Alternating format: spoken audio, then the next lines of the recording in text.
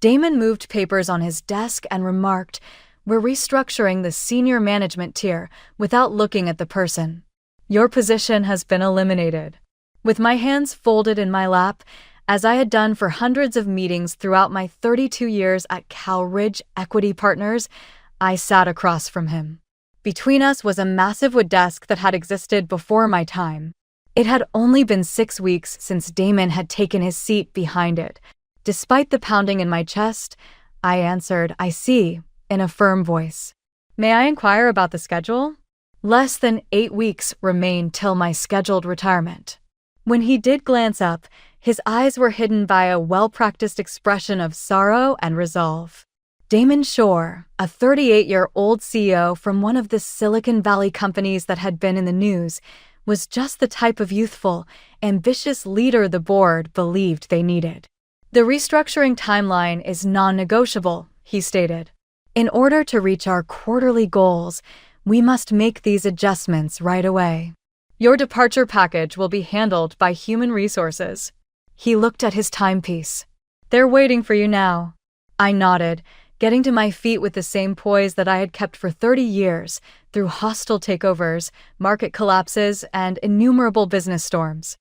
"I'm grateful for the chance to help Cal-Ridge," I responded, holding out my hand. "I wish you and the firm continued success."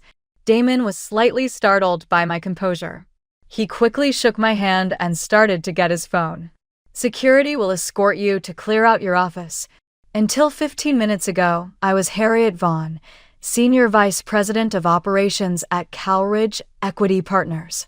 I am 64 years old, and I have dedicated my career to transforming my company from a local investment office into a reputable financial institution on a global scale." I considered the retirement celebration the staff had been organizing as I walked back to my office, the security man following me clumsily.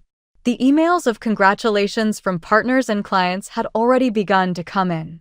I had spent months drafting the transition strategy to guarantee a smooth handoff. It's all pointless now. My 12-year assistant Laura was standing outside my office door, her eyes red. Whispering, "I just heard," she said. "This is outrageous, Harriet." I gave her hand a squeeze. "Laura, it's business. Nothing private." However, I couldn't help but think about Thursday tomorrow and the golf game I'd had for 15 years with our largest investor, Charles Denham, president of Marion Bay Holdings, Jeffrey Williams from Trevanta Corp., and Ella Lehner Blackwood from Zentran Global, as I started to gather my personal belongings under the watchful eye of security. I wondered if Damon knew about those games or what we discussed during them. Probably not. The security guard, Kevin, who I'd personally hired 7 years ago, looked mortified as he followed me to my car with a small box of belongings. 32 years at Cal-Ridge, and all I had to show for it was a box containing a few photos, a potted plant, and a coffee mug my grandson had painted. "I'm sorry about this, Mrs. Vaughn," he said quietly. "It doesn't seem right." "Don't worry about it, Kevin. You're just doing your job."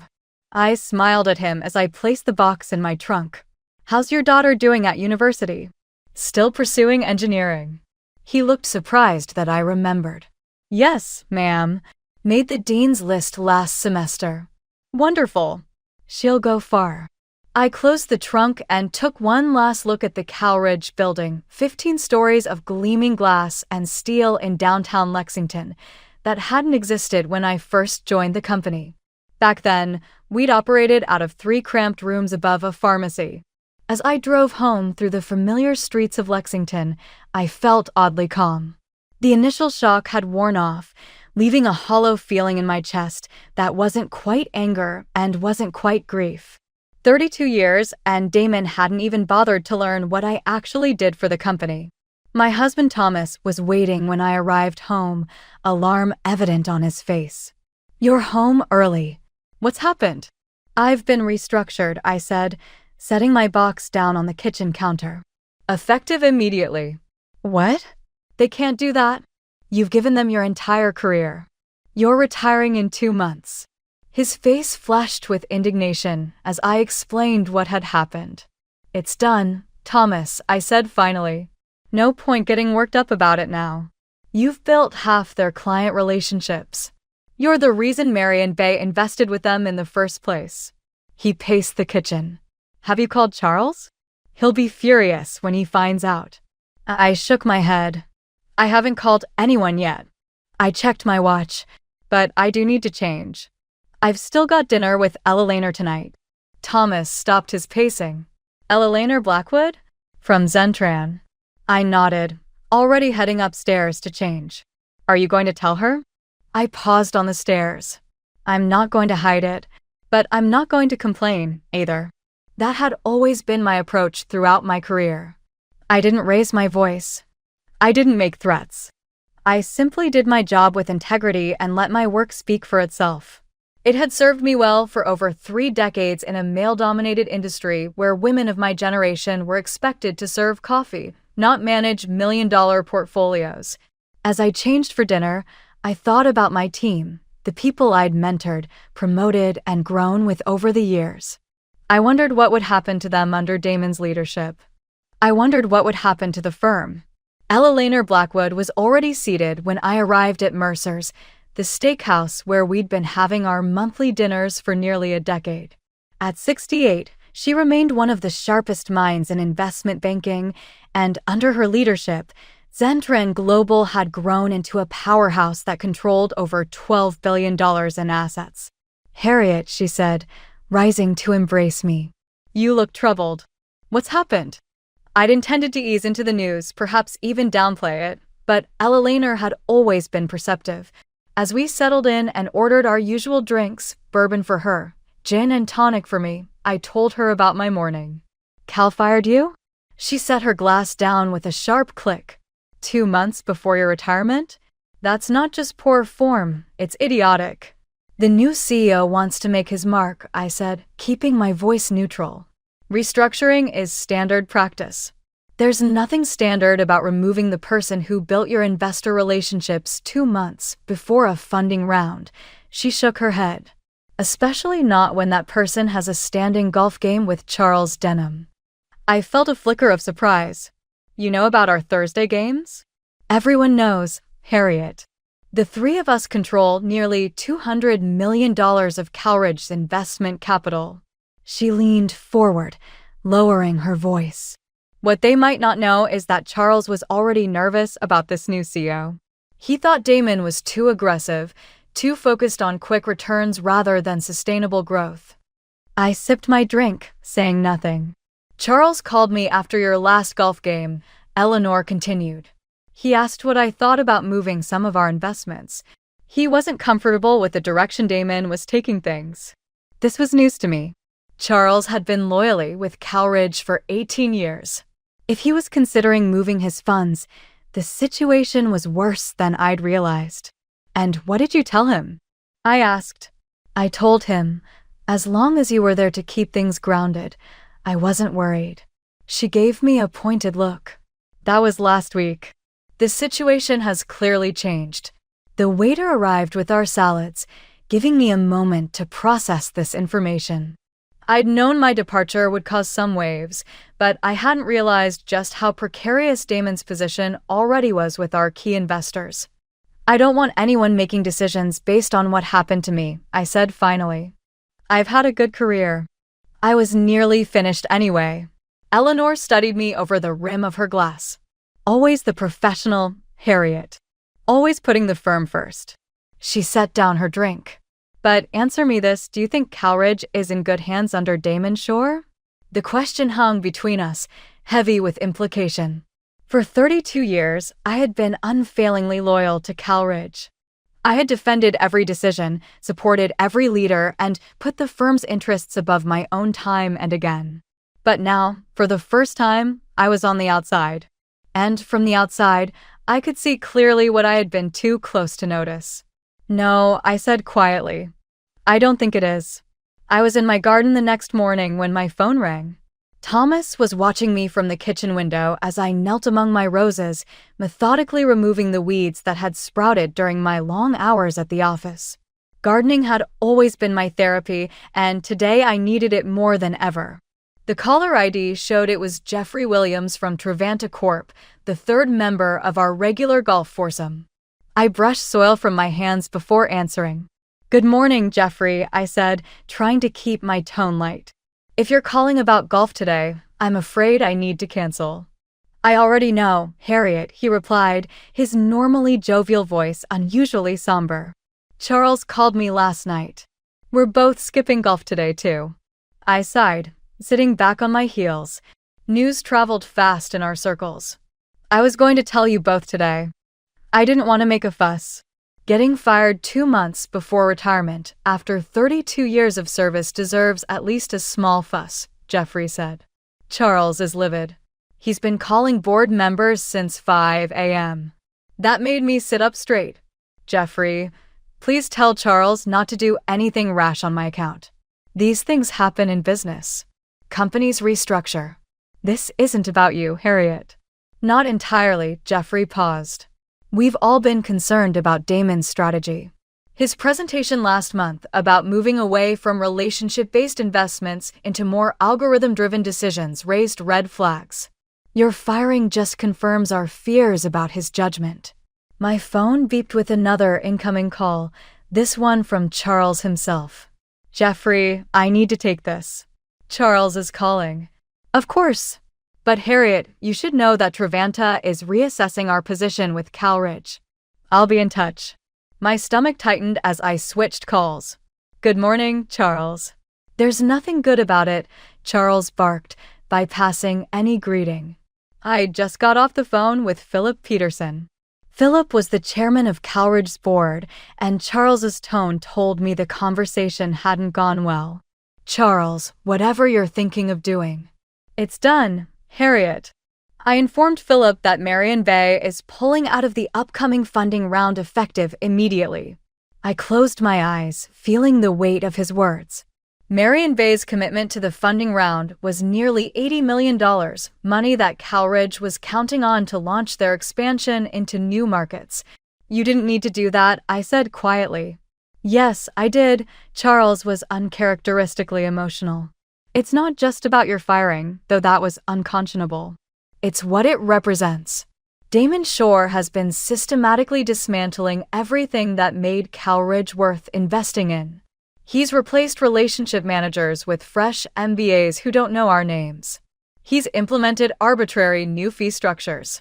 And now he's fired the one person who's kept our confidence through 3 decades. I hadn't realized things had deteriorated so quickly in the 6 weeks since Damon had taken over. I'd been so focused on preparing for my retirement that I'd missed the broader changes happening around me. "The board's in emergency session now," Charles continued. "Ella Lehner called me this morning. Zentron's pulling their $40 million too. That was $120 million vanishing in less than 24 hours. Add Trevanta's likely withdrawal, and the total approached $180 million. "I never wanted this," I said, feeling slightly sick. "I know you didn't. That's why we trust you." Charles's voice softened. "The board wants to meet with you today, if possible." "Meet with me? Whatever for?" "To fix this mess, Harriet. To save their company." He paused. "You have more power right now than you realize. The question is, what do you want to do with it?"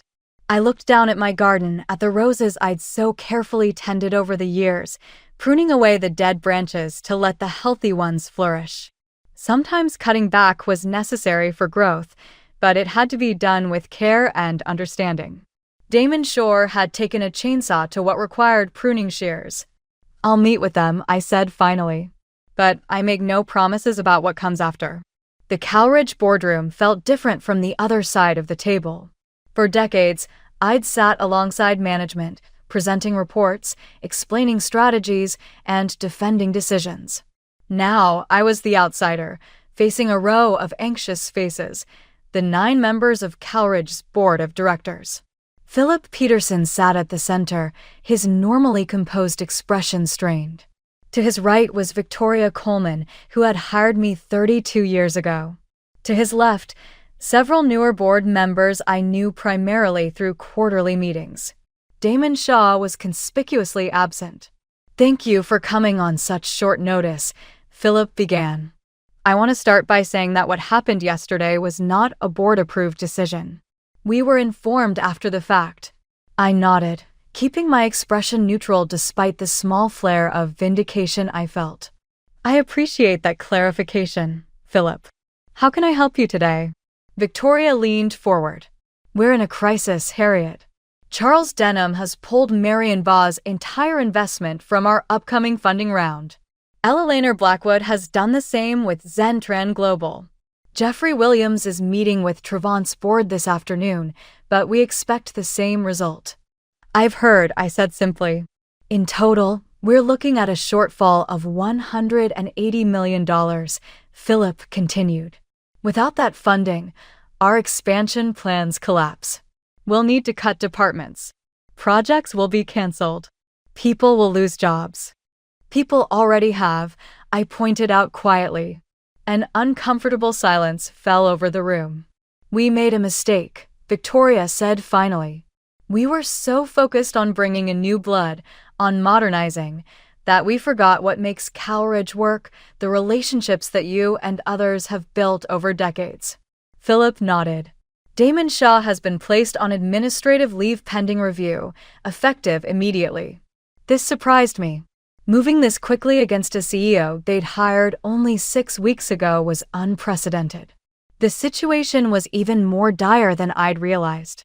What exactly do you want from me? I asked. Victoria and Philip exchanged glances.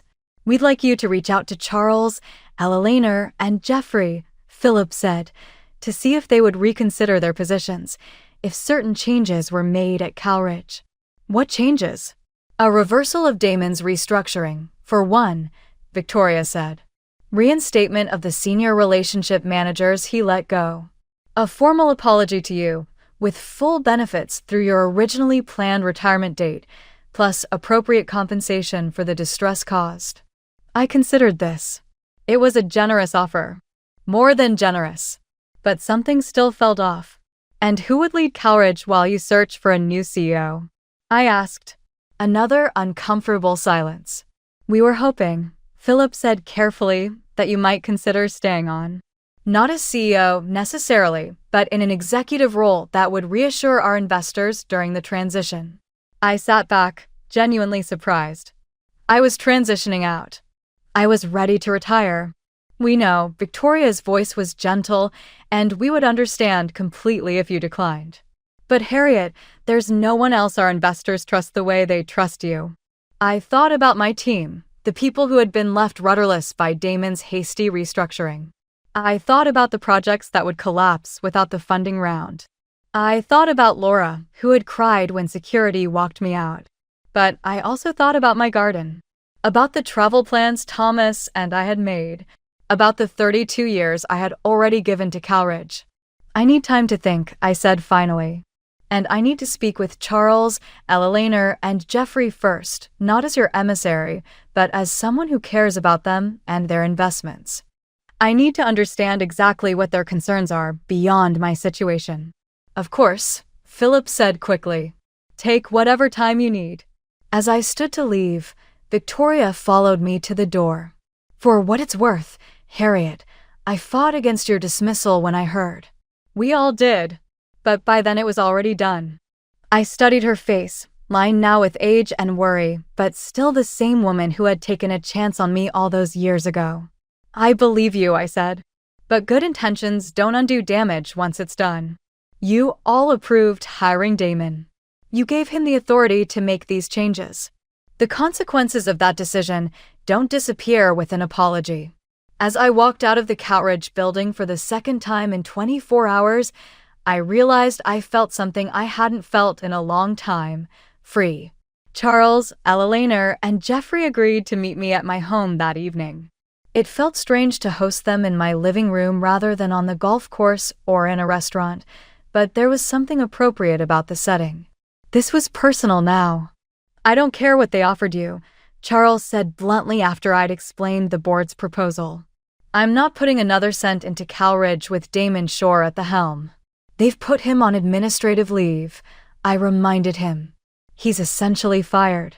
Administrative leave can end, Ella Lehner pointed out. Unless there's a permanent change in leadership, I can't justify recommending Zentran reinvest either. Jeffrey nodded in agreement. The board enabled his decisions. They might do the same with the next CEO they hire. I served coffee as we talked, feeling oddly like a mediator rather than a participant.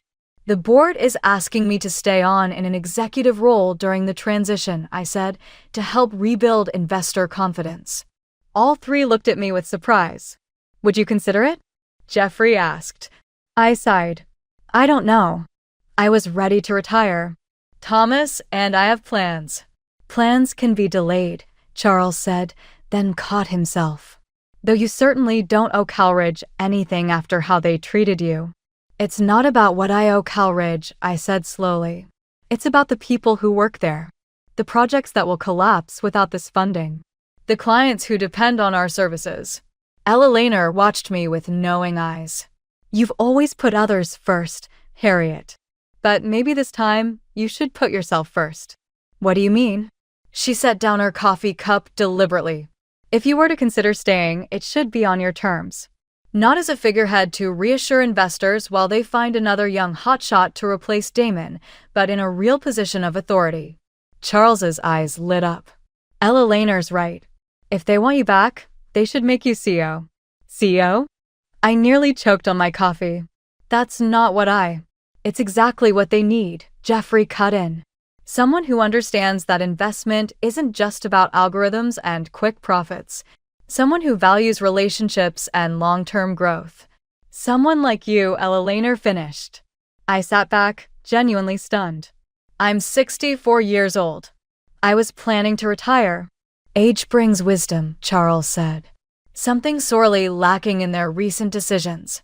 As my three friends continued to build their case, I found myself thinking about what a Calridge under my leadership might look like. The changes I would make. The culture I would restore. The innovations I would keep from Damon's brief tenure while discarding the harmful elements. It was an intoxicating vision. I don't know, I said again, but with less certainty. Ella Lehner reached over and took my hand. Just promise us you won't sell yourself short. Whatever you decide to do, retire as planned, stay on temporarily, or take the helm. Do it because it's what you want, not because you feel obligated. After they left, I found Thomas in his study. He'd given us privacy for our meeting, understanding its importance. What will you do? He asked, looking up from his book. I sat beside him, suddenly exhausted. I don't know. What do you think I should do? He closed his book thoughtfully. I think you should do whatever will let you sleep peacefully at night. If that means walking away, we'll go to Italy as planned. If it means staying to fix what's broken, we'll delay Italy. He smiled. Italy's been there for thousands of years. It can wait a little longer. I leaned against his shoulder, grateful for his understanding. The board's desperate. I could ask for anything. Then ask for what you're worth, he said simply. Not a penny less. As I drifted off to sleep that night, I realized what I wanted to ask for it. It wasn't just about position or compensation. It was about legacy and principles and setting things right. If Calridge wanted me back, they would need to understand exactly what they had almost lost and what they needed to change to keep it from happening again. The following morning, I arrived at Calridge Equity Partners for my meeting with the board on my own terms. The security guards nodded respectfully, no longer watching me as if I might steal office supplies. Word had gotten around. I wore my best suit, dove gray with a subtle blue pinstripe, and carried the leather portfolio Thomas had given me for our 30th anniversary. I looked every inch the executive I had always been, regardless of titles. The board was waiting, the tension in the room palpable. Philip's assistant had called late the previous night, informing me that they were prepared to offer me the position of interim CEO, with the possibility of removing interim after 6 months. It was a significant offer, but it wasn't what I wanted. Good morning, I said as I took my seat. All 9 board members responded with a chorus of greetings, their eagerness almost palpable. Harriet, we've considered your value to this company very carefully, Philip began. We'd like to offer you the position of interim CEO with a review in 6 months for a permanent appointment. Full executive compensation, of course. I nodded, taking a moment before responding. I appreciate the offer, Philip, but I have a counterproposal. I opened my portfolio and slid a document across the table, a single sheet of paper outlining my terms. Philip and Victoria leaned forward to read it together, their expressions shifting from hopeful to surprised. You don't want to be CEO? Victoria said, looking up. No, I confirmed. I want to be Chief Relationship Officer, a new C-suite position with full board voting rights and authority over all client-facing operations. And you want this position created permanently in the company charter, Philip added, still reading. Not just for you, but as an ongoing role? Yes. The position would prioritize relationship building and maintenance over short-term profits, a balance to the more aggressive growth strategies. And in return? Victoria asked, though the answer was already on the page. In return, I will personally reach out to Charles, Eleanor, and Jeffrey, as well as our other major investors, and ask them to reinstate their funding commitments. I will also agree to stay for 1 year, long enough to establish the position and train my successor.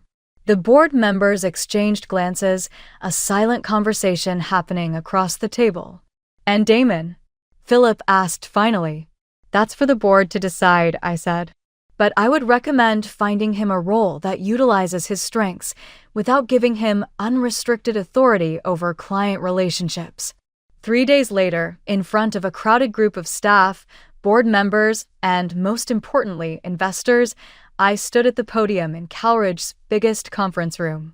Representatives from a dozen other investment businesses were seated in the first row, along with Charles, Eleanor, and Jeffrey. I stated, change is inevitable in any organization in a clear and steady voice. But how we manage that change determines whether we grow stronger or lose what makes us special. I presented Calridge's new vision, which was a hybrid strategy that valued technology advancement while maintaining the interpersonal ties that had made our name what it was. I presented the newly created job of Chief Relationship Officer and described how it will help make sure that actions in the future strike a balance between stability and development. To the staff's audible relief, I said, I'm pleased to announce that our funding round has been fully reinstated. In fact, it has been oversubscribed by an additional $20 million, a testament to our investors' renewed confidence.